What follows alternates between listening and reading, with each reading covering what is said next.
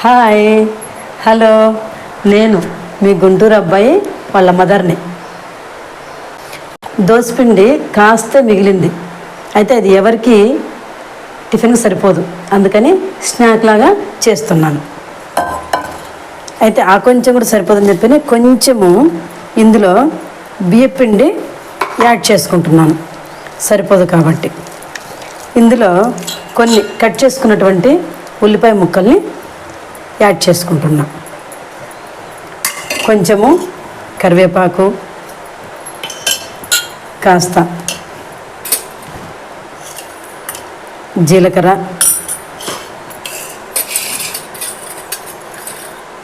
కాస్త ఉప్పు, కొంచెం పసుపు,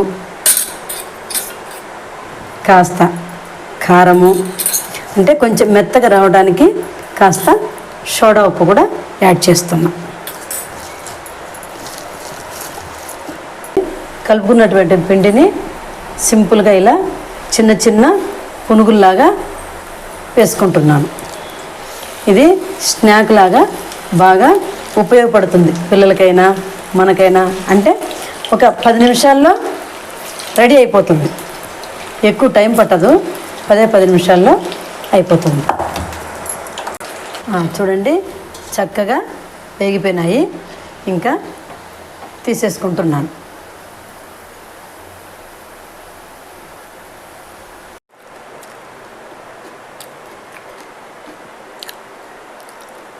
దీనికి చట్నీ నంచుకొని తినచ్చు, లేదంటే ఒట్టిదైన కూడా తినచ్చు, బాగుంది టేస్ట్.